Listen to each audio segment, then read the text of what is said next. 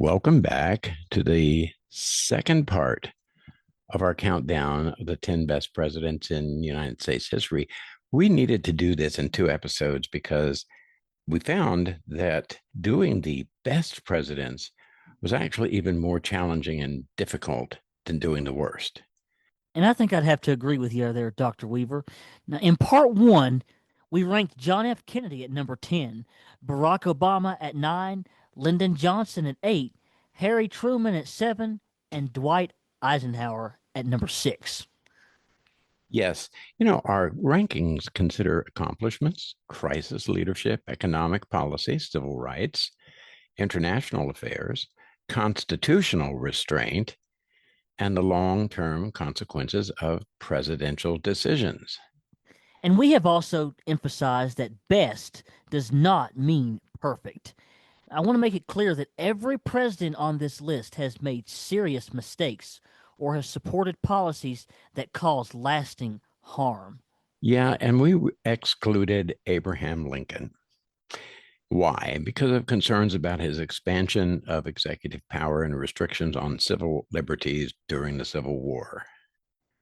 And we also made the unusual decision to include Jimmy Carter, considering both his presidential record and his decades of humanitarian service after leaving office, which I have to say gained him much respect and love in my book, Dr. Weaver. Yes, indeedy. Okay, so with those standards in mind, why don't you get us started with number 5, Chandler? All right, Dr. Weaver, speaking of Jimmy Carter, let's start off with him as our number 5. Now, Jimmy Carter is often remembered primarily for inflation, gasoline shortages, and the Iran hostage crisis. Yeah, those problems were real, but that simplified image ignores important accomplishments during his presidency. Now, Carter made human rights a more visible part of American foreign policy. Previous administrations had often supported dictatorships as long as those governments opposed communism. Yeah, Carter did not apply his human rights policy consistently, but he helped establish the principle that the United States should consider how governments treated their own citizens. His greatest diplomatic achievement was the Camp David Accords and the release of the Iranian hostages.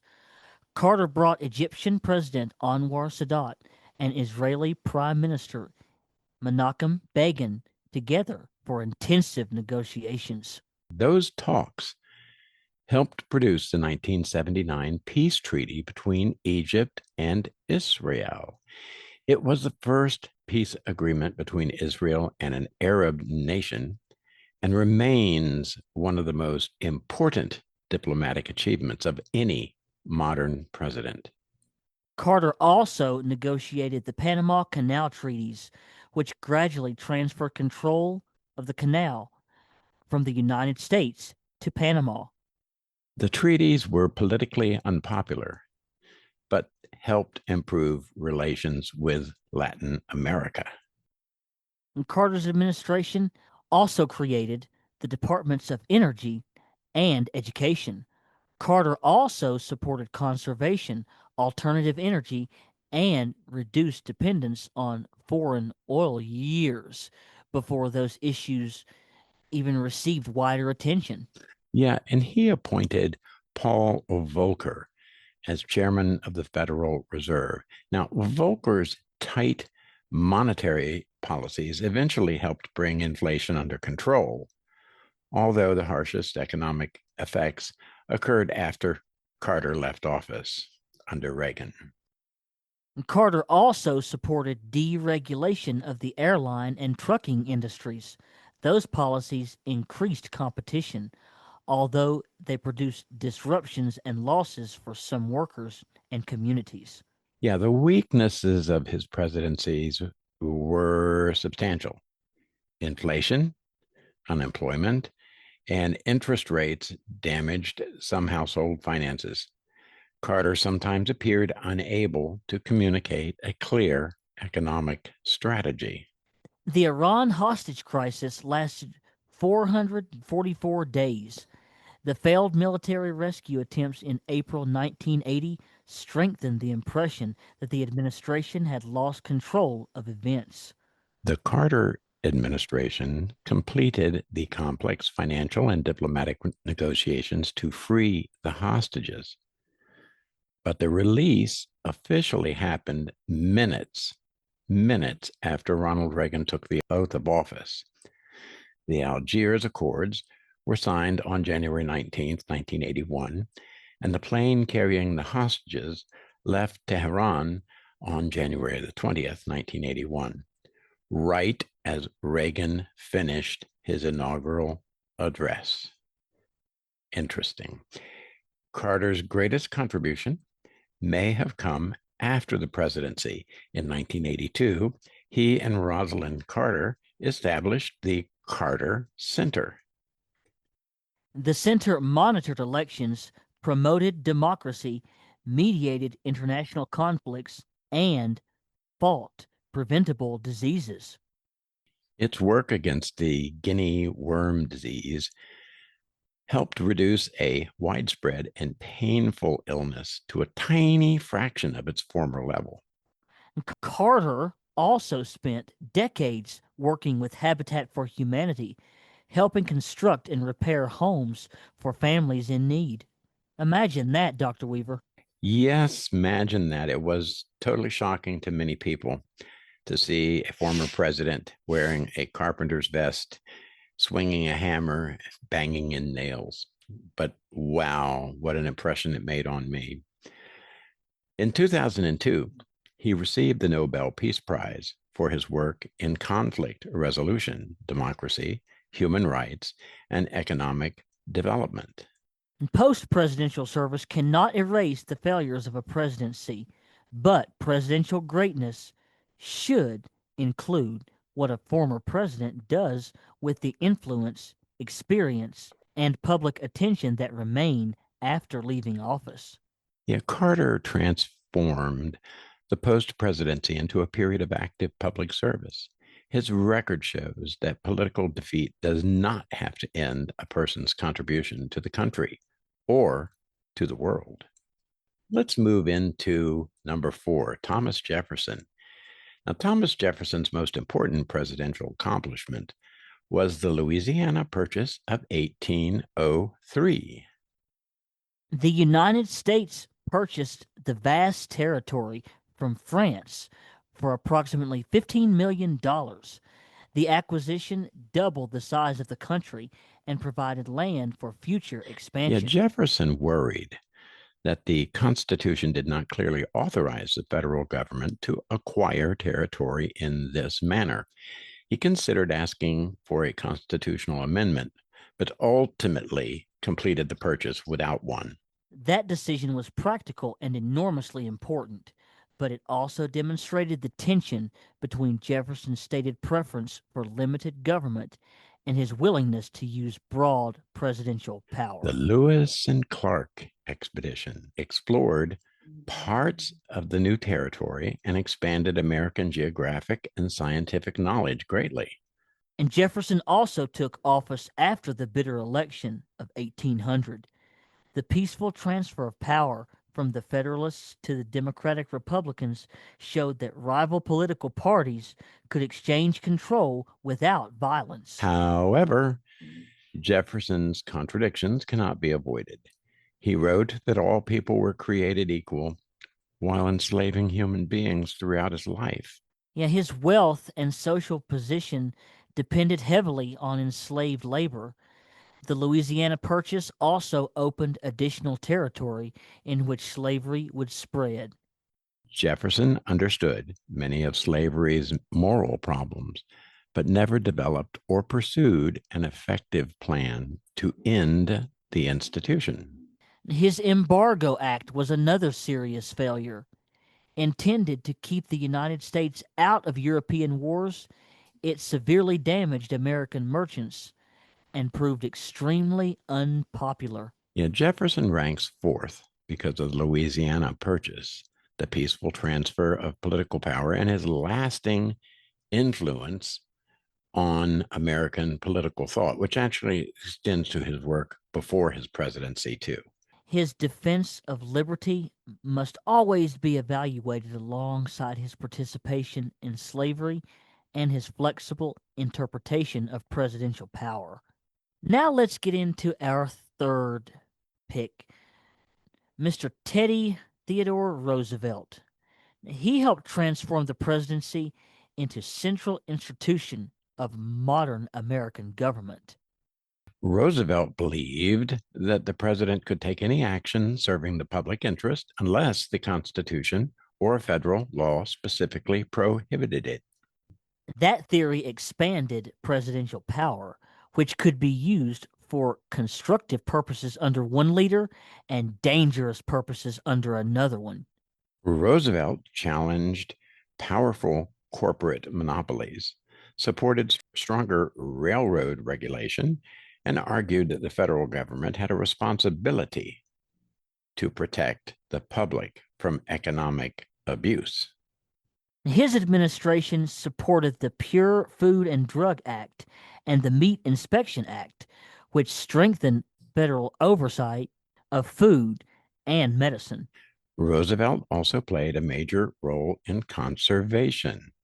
He protected forests, wildlife refuges, national monuments, and millions of acres of public land. Thank God he did it. Yes, I have to agree with that, Dr. Weaver. During the 1902 coal strike, Roosevelt brought labor and management representatives to Washington and pressured them to negotiate with him. Yeah, he did not automatically treat the business owners as the only legitimate side in the argument. His foreign policy was more troubling. Roosevelt supported aggressive American intervention in Latin America and the Caribbean. His administration encouraged Panama's separation from Colombia and quickly obtained rights to construct the Panama Canal. The canal was a major engineering and commercial achievement, but the process involved a considerable pressure and manipulation. Roosevelt also held racial and cultural beliefs that reflected many of the prejudices of his era. Now, Roosevelt ranks third because he recognized that industrialization had created corporations and economic systems too large for individuals or state governments to regulate effectively. Roosevelt made the federal government a more active protector of consumers, workers, and natural resources, while also leaving behind a more powerful presidency. Now let's turn to number two, George Washington. Now he faced a challenge no later president encountered. He had to define an office that had never existed before.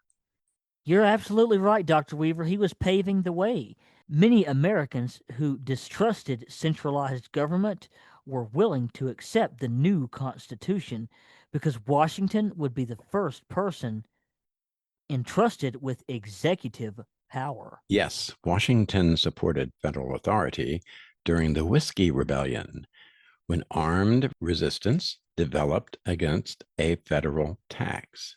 He also attempted to keep the United States neutral during wars between Britain and revolutionary France. The country was militarily and financially unprepared for a major European conflict. Yeah, that's true. Washington's greatest precedent was his decision to leave office voluntarily after 2 terms. Successful military leaders frequently became rulers for life.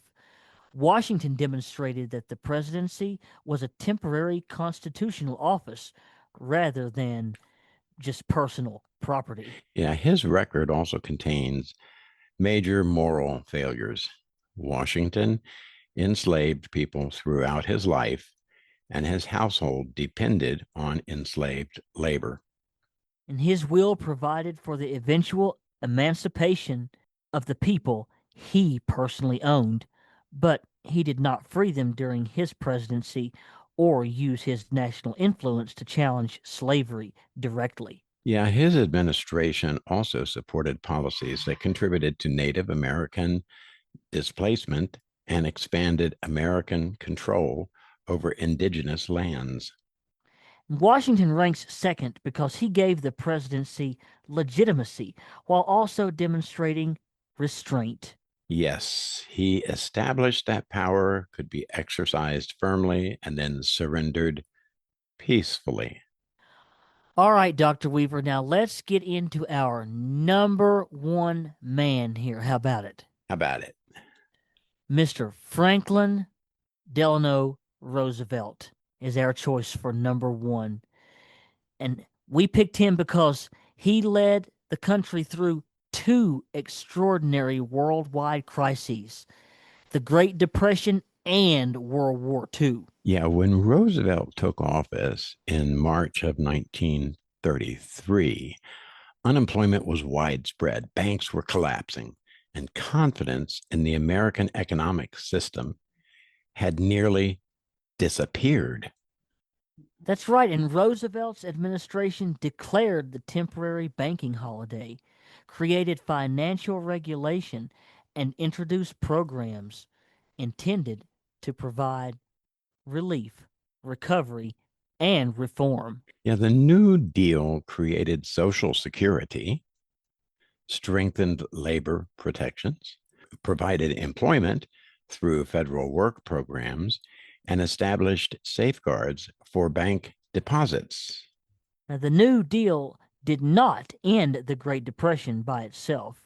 Unemployment remained high until wartime production expanded the economy. However, Roosevelt's policies stabilized financial institutions, provided direct help to millions of Americans, and reduced the risk that economic desperation would destroy public support for democratic government. And Roosevelt also transformed public expectations. After his presidency, the federal government was expected to respond to national economic emergencies rather than simply allow markets and local charities to handle the consequences. During World War II, Roosevelt helped prepare the United States before the attack on Pearl Harbor. He supported Britain and other nations resisting Nazi Germany, while much of the American public still opposed direct entry into the war. After the United States entered the conflict, Roosevelt coordinated military production and worked closely with Allied leaders Winston Churchill and Joseph Stalin. Yeah, his leadership contributed to the defeat of Nazi Germany, fascist Italy, and Imperial Japan, although Roosevelt sadly died before the war ended. I have to say, that's one piece of history, Dr. Weaver, that I personally regret. I wish he could have survived through the whole thing to see it end. His presidency also included great failures. The Executive Order 9066 led to the forced removal and incarceration of approximately 120,000 people of Japanese ancestry, most of whom were American citizens. Yeah, that policy violated basic civil liberties and was driven by racism and wartime fear rather than evidence that the imprisoned families represented a genuine security threat. And Roosevelt also avoided directly confronting Southern segregationists because he needed their votes in Congress for New Deal legislation. Yeah, his attempt to expand the Supreme Court after it struck down parts of the New Deal appeared to many Americans to be an effort to weaken judicial independence. And he was also elected four times breaking the two-term tradition established by George Washington. Yet that eventually led to the 22nd Amendment, limiting presidents to two elected terms. Roosevelt ranks first because few presidents have faced challenges of comparable scale, and fewer still have permanently transformed both domestic government and America's position in the world. His failures must remain part of the record, especially the incarceration of Japanese Americans. But his leadership during economic collapse and global war gives him the strongest overall claim to the top position. Okay, our complete list is JFK, Barack Obama, LBJ, Harry Truman, Dwight Eisenhower, Jimmy Carter, Thomas Jefferson, Theodore Roosevelt, George Washington, and Franklin Roosevelt. Yes, and some listeners will disagree with the exclusion of Abraham Lincoln. Others may object to the inclusion of recent presidents or to our decision to count Carter's post presidential service. Those disagreements reveal the central difficulty with presidential rankings. What should matter most? Should we emphasize military victories, economic growth, constitutional restraint, civil rights, crisis leadership, or personal integrity? Should a president receive credit for the long term success of a policy, even when its immediate results were unpopular? And should one disastrous decision outweigh several important accomplishments? Yet Jimmy Carter is a very useful example. His presidency included serious economic and foreign policy failures, but it also produced a lasting Middle East peace agreement, the Panama Canal treaties, and an increased emphasis on human rights. His work after leaving office became one of the strongest examples of how a former president can continue serving the public without seeking additional political power. Presidential greatness should not be treated as a permanent or unquestionable judgment. Rankings change because new evidence becomes available and because Americans reconsidered which values mattered most. Which president would you remove from this list? And who would you add? Yeah, let us know in the comments. Please give the episode a like and subscribe to Things You Don't Know. Yeah, thank you very much for listening. I hope you have found this interesting and that you will come back and join us again real soon and give us a like and subscribe. Bye for Yeah, now. we've got some good stuff coming up. We'll see you soon. Bye bye.